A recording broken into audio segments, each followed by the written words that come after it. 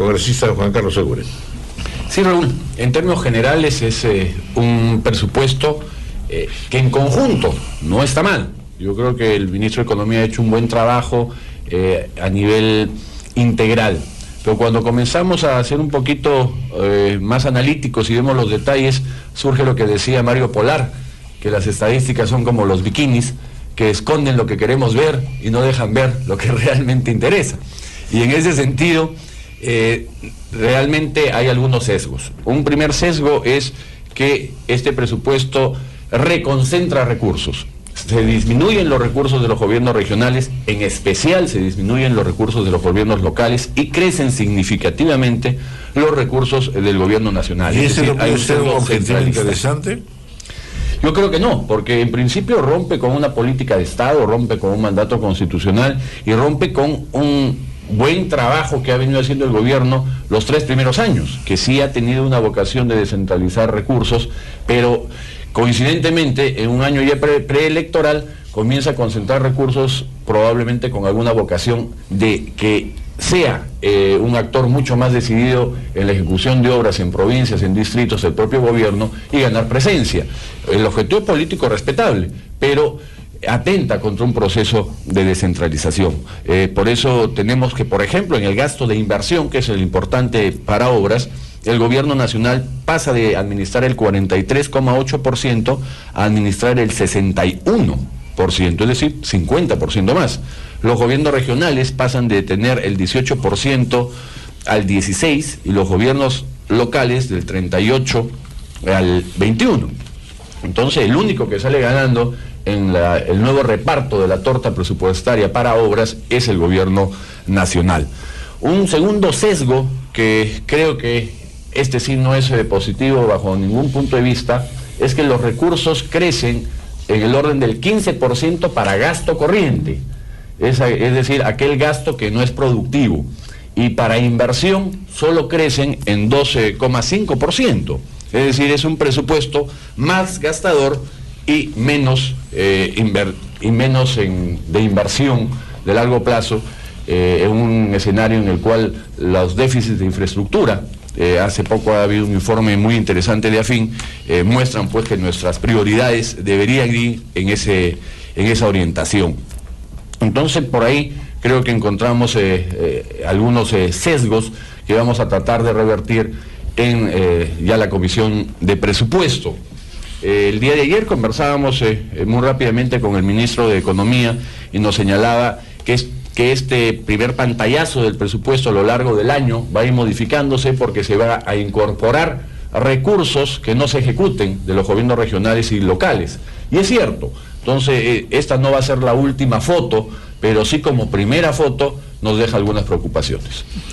Y el congresista Washington Ceballos. Sí, muchas gracias. Va a disculpar la afonía, pero yo tendría, coincidentemente con Carlos, la misma percepción a nivel general. Creo que incluso se ha recogido una serie de propuestas que en el Congreso el año pasado habíamos señalado para hacer algunas mejoras, por ejemplo en el tema de aguinaldos, en el tema de las remuneraciones de algunos sectores, incrementar el presupuesto para el BRAE, en fin. Pero tengo 2 observaciones centrales. La primera es la consistencia de las estimaciones.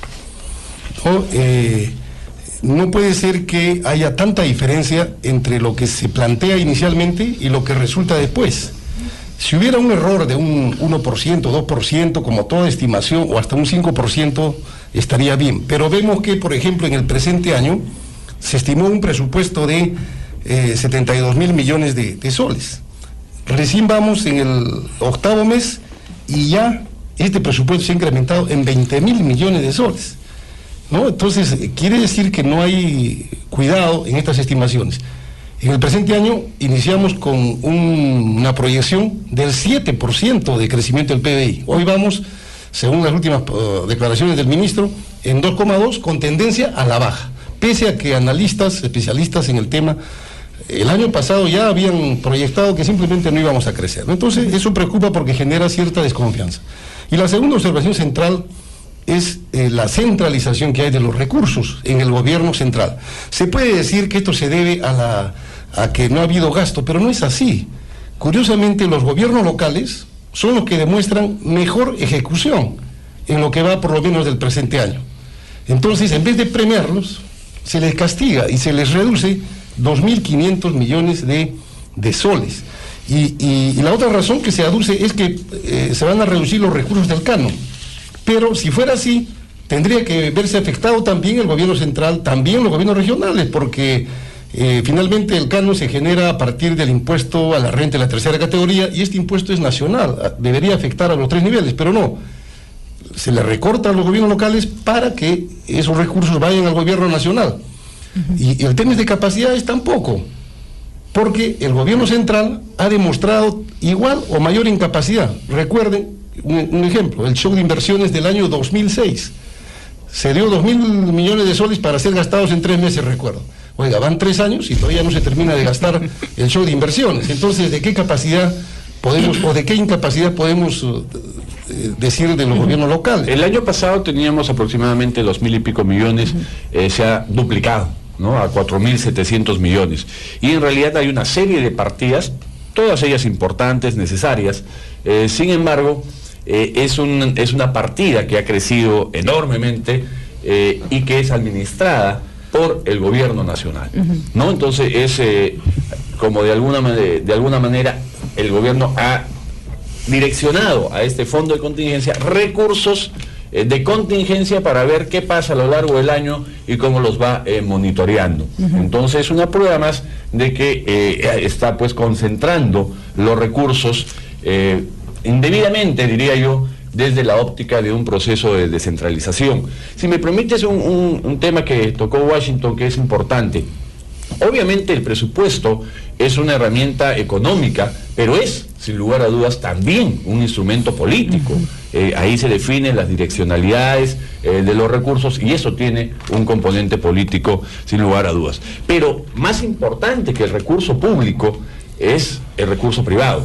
La inversión pública representa más o menos el 20% del total de inversión. El 80% viene del sector privado.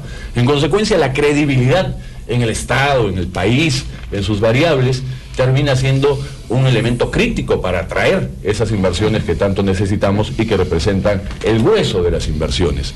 Y hay que tener mucho cuidado con los optimismos. El presidente García fue demasiado optimista. El año pasado planteó un crecimiento de PBI casi del 7%, después se bajó a 6,5, después a 5, después a 4, después a 3. Entonces, ese no es un buen mensaje. El optimismo es importante, pero con cierta prudencia, cierta mesura, porque si yo, inversionista nacional o extranjero, me dicen que tal país va a crecer 7%, voy corriendo a invertir y resulta que el crecimiento fue 2%. Entonces, obviamente no vuelvo a creer. Este es como el cuento del lobo, ¿no?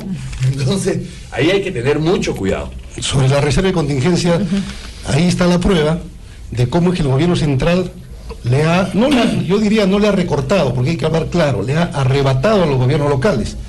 Yo decía que se le ha arrebatado 2.500 millones de soles. Y qué curioso, vamos a la reserva de contingencia y encontramos ahí 2 programas. Un programa de modernización municipal por 800 millones de soles y un plan de incentivo municipal por 500 millones de soles. Ahí encontramos entonces ya 1.300 millones. Oiga, ¿alguien puede creer que después de 3 años de gobierno, en el 4º año, y que justamente es el año electoral donde se van a renovar a los municipios, se va a modernizar a los municipios? O sea, por decirlo menos, es totalmente inoportuno, ¿no? Inaplicable. ¿Alguien va a creer que se va a trabajar con incentivos? ¿A quién se va a incentivar? Y ahí viene la suspicacia natural, por supuesto, de que al estar en la reserva de contingencia hay mayor discrecionalidad de parte del gobierno central para manejar esos recursos. El central decide a qué municipio incentiva y a qué no. Así es, y eso es lo que estamos expresando. Y es más, yo voy a pedir en la Comisión de Presupuesto de que por lo menos estos 1.300 millones de soles sean restituidos a los presupuestos de los gobiernos locales. Con lo que están discutiendo parece una discusión bien rica, en el sentido de que a veces cuando se habla del presupuesto son los temas más aburridos diarios porque se discute de números, porcentajes, pero en verdad lo que está en el fondo son ideas y son planes y políticas. ¿Cómo pueden hacer para que en estos meses de discusión que falta del presupuesto se comiencen a discutir más para qué te doy la plata, a qué te comprometes, efectividad de planes, sentido, por qué el dinero acá sí y acá no? No, porque el presupuesto encierra todo lo que es el mundo económico, político, pero si solo nos quedamos en discutir cuántos porcentajes y cosas, como que se vuelve aburrido y estéril. Claro, no, la política, una visión de país, un modelo económico, un modelo de desarrollo, termina expresado en cifras, pero finalmente dejemos las cifras y veamos el modelo. Y nosotros tenemos un modelo que se ha venido desarrollando de una visión descentralista o descentralizadora, tanto de la gestión en el ámbito administrativo como de los recursos. Y en este presupuesto tenemos un primer quiebre de esa visión política de descentralización. Una segunda, hay un principio que nos ha venido acompañando, que es el principio de subsidiariedad, es decir, permitir que el órgano del Estado más cercano a la ciudadanía sea quien administra los recursos y presta los servicios, porque se entiende que lo va a hacer de forma más eficiente y con mayor contacto a la ciudadanía. Acá se vuelve a romper ese principio, o sea, se aleja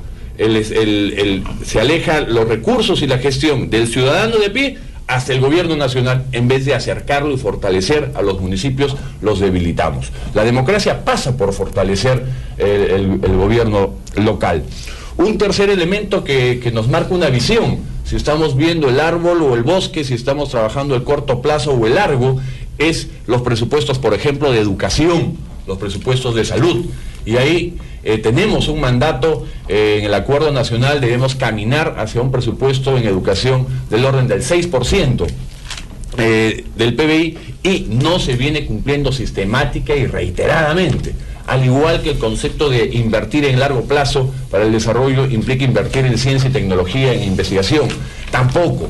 O sea, no vemos que este instrumento de política esté encaminado a una visión de estadista, de mediano y largo plazo, con sólidos fundamentos. Es aprovechar la coyuntura económica, que pese a la crisis todavía vamos bien, cómo administramos de la mejor forma, vamos repartiendo en la medida de lo posible para hacer obras donde se puede y lo más rápido posible, sin una visión estratégica, por ejemplo, de concentrar una importante partida de recursos, estos 4.700 millones, en hacer represamiento. Muy bien. Yo diría, en respuesta a su pregunta, Augusto, dos cosas. Primero, prioridades.